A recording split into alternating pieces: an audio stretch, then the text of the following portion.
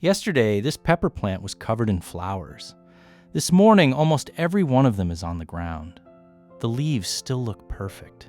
The plant is not wilted. Nothing looks wrong. The plant looks, if anything, healthier than it did yesterday. So what happened? Most gardeners go back through the previous 24 hours immediately. Did I overwater? Did I underwater? Did the temperature spike overnight? Did I feed it something wrong? And they almost always find something to blame. A slightly hot afternoon, a missed watering, a fertilizer application 2 days ago. And they correct it. And the problem happens again. Different week, same morning. Flowers on the ground, plant looking fine. Here's the detail that changes everything. The cause of overnight bud drop almost never happens the night before. By the time those flowers hit the ground, the plant had already been making that decision for 48 to 72 hours. The drop is the last event in a sequence, not the first. And the sequence started in something most gardeners were not watching. That is what this video is actually about. Not what happened last night, what had been building for days before that, and how to see it clearly enough to stop it from happening again. Here is the belief most gardeners carry into this problem, and it is the one that keeps the solution out of reach. The belief is, something went wrong yesterday.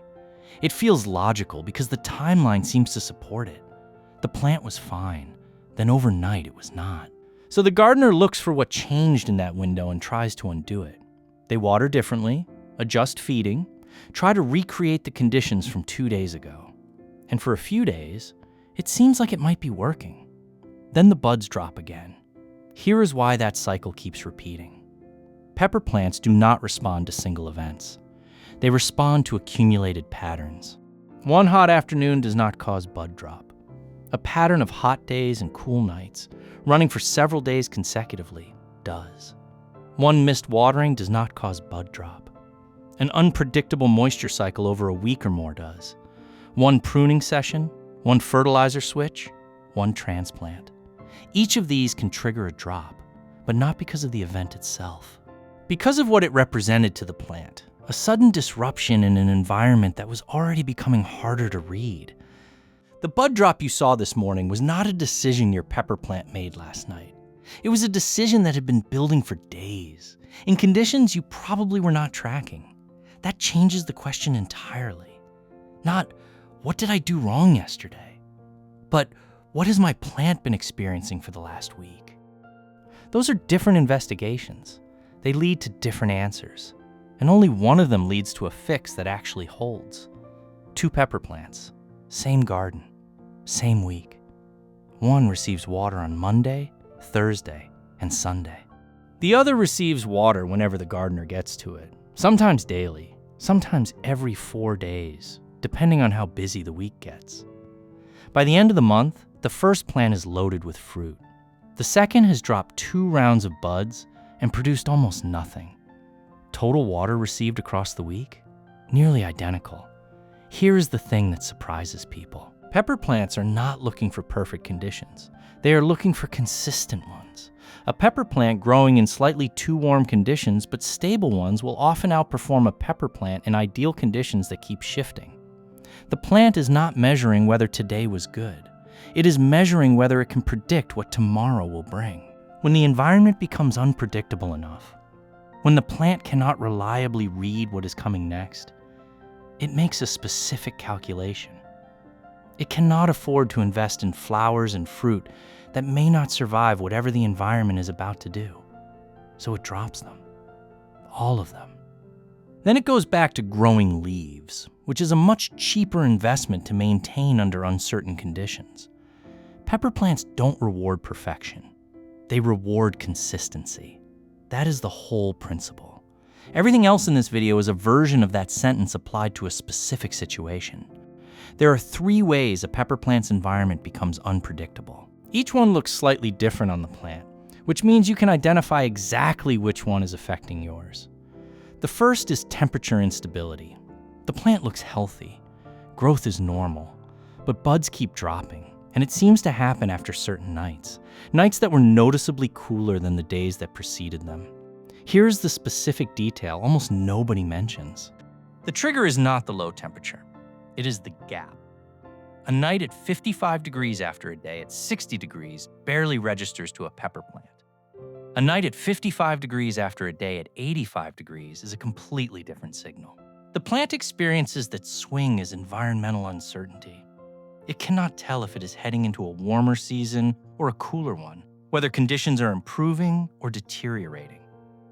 In that uncertainty, it drops its reproductive investment and waits. And here's the part that trips people up. The drop happens 48 hours after the swing, not immediately after. So the gardener wakes up to empty vines on a perfectly warm, calm morning and cannot find anything wrong with the current conditions because the trigger was 2 days ago, on a night they barely noticed. The second pattern is moisture instability. The plant looks healthy. Leaves are not wilting. Growth continues. But buds keep dropping in batches. No single obvious watering mistake. The plant has never dramatically collapsed from drought or sat in waterlogged soil. Just an irregular pattern. Moist, then dry, then moist again, without a consistent rhythm. Think about your watering pattern over the last 2 weeks.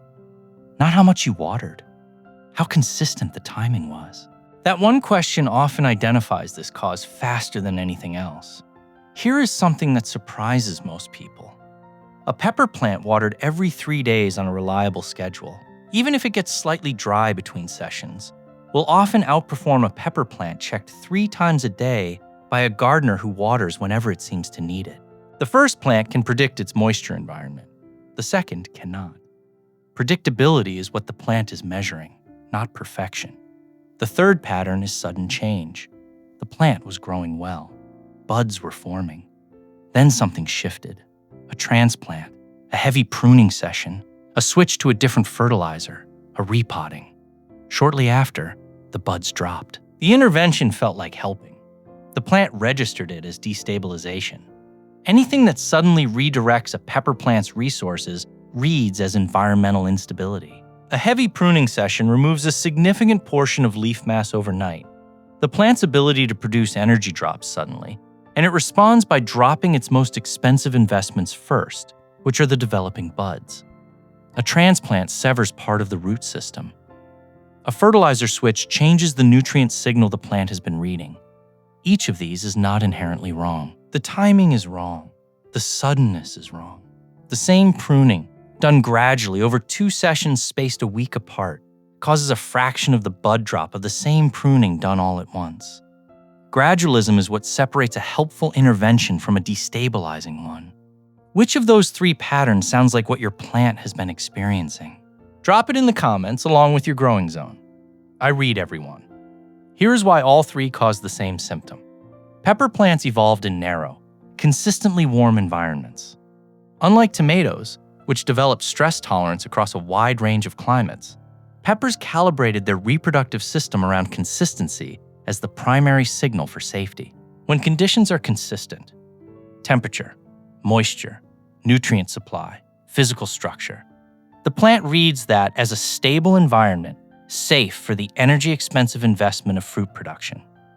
When any of those signals becomes unpredictable, the plant's hormonal system triggers abscission.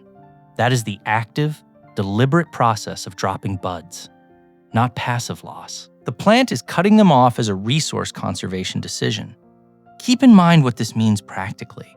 The plant is not malfunctioning. It is not sick. It has not been damaged. It is running a risk calculation accurately based on the data it has, and concluding that the current environment is not stable enough to justify the investment of fruit. The calculation is rational. The data it is running it on is the environment the gardener has created. The reason this matters beyond the biology, it is fast. The hormonal signal can complete the process in 24 to 48 hours. The trigger was days ago. The drop happens overnight. By the time you see it, the decision is already fully executed. There is no intervention that reverses a bud drop that has already been triggered. The only intervention that works is the one that prevents the trigger from being crossed in the first place. This is what makes peppers fundamentally different from tomatoes. A tomato plant under stress degrades gradually. You can watch it slow down over days or weeks and make adjustments before total failure. A pepper plant crosses a threshold and resets. The reset is complete before you notice it, which means the fix for peppers is almost entirely preventive, not reactive. Pepper plants don't reward perfection. They reward consistency. And the gardener who learns to provide consistency will grow more peppers than one chasing perfect conditions every single day. The solutions here are mostly about removing instability rather than adding something new. For most gardeners, that means doing less, not more. For temperature instability, you cannot control the weather, but you can buffer the swing. Row cover or frost cloth deployed on night's forecast to be significantly cooler than the day. Not for frost protection, but for temperature consistency. Reduces the gap the plant experiences between day and night. This does not need to be elaborate. A lightweight cover draped over the plant on cool nights and removed in the morning is enough to narrow the swing that triggers the drop. Positioning matters more than most gardeners realize. A pepper plant grown against a south-facing wall or fence absorbs radiant heat overnight, keeping the temperature in its immediate environment several degrees more consistent than a plant in open ground. If you have been growing peppers in an open bed and losing buds every season, moving them to a more sheltered position before the season starts, not mid-flowering, can change the outcome before you change anything else about how you grow them. One more thing on temperature. If you are currently tracking overnight lows, start tracking the gap instead. Not just the minimum temperature, but the difference between that night's low and that day's high. A gap of more than 20 degrees on consecutive nights is the specific condition worth watching for. That number, not any single temperature reading, is what tells you whether a cover is worth deploying. For moisture instability, the fix is a schedule. Not a perfect one, a consistent one. Pick a frequency that suits your conditions and keep it. Every 2 days, every 3 days, whatever the season calls for. But the same interval, week after week. A calendar reminder is more useful for pepper plants than a moisture meter because the meter tells you today's state and does nothing to establish the pattern the plant needs. One addition that works quietly and consistently. A layer of mulch around pepper plants slows the rate at which soil moisture changes between waterings. The soil does not dry as fast between sessions, which means the plant experiences less swing in moisture, even if the watering schedule is not perfectly timed. It is not solving the instability directly. It is narrowing the range of instability the plant experiences. Small intervention, meaningful difference over a full season. For sudden change, the fix is gradualism applied to everything. Before making any change to how you are managing a pepper plant that is actively budding or flowering, ask one question. Will this change the plant's experience of its environment suddenly or gradually? If suddenly, either delay it or break it into smaller steps. Prune in 2 sessions instead of 1. Transition fertilizers by blending old and new formulations rather than switching overnight. If transplanting is unavoidable during the flowering period, preserve as much of the root ball as possible, water consistently for the following week, and make no other changes until the plant has had time to stabilize. Let one thing settle before introducing the next. Here is what connects all 3 solutions, and this is the part that genuinely surprises most people.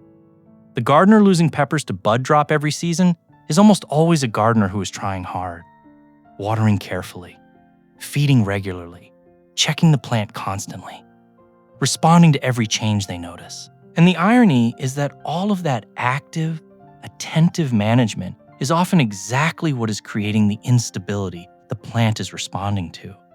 Every well-intentioned intervention is another data point of unpredictability. Every correction is another sudden change. The pepper plant is not struggling despite the care it is receiving. In many cases, it is struggling because of it. Doing less, more consistently, is one of the most counterintuitive and most effective things you can do for a pepper plant. A gardener who waters on a fixed schedule and then leaves the plant alone will often outperform a gardener who is out there every day making small adjustments. The first plant has a predictable world.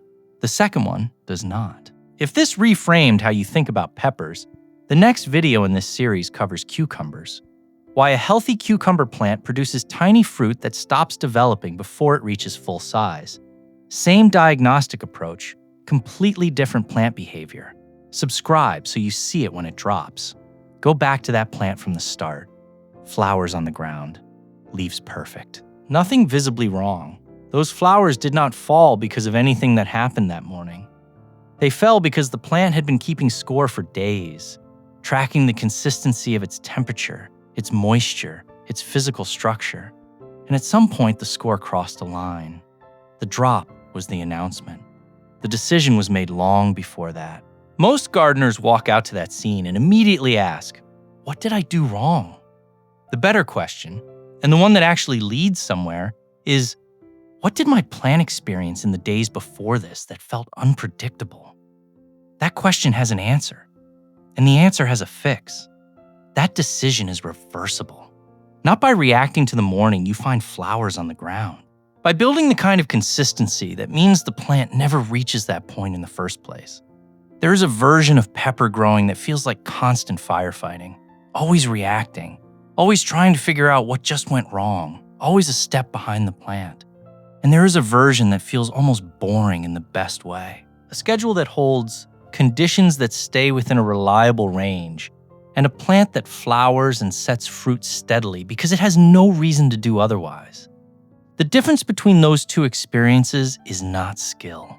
It is not better soil, better weather, or a better variety.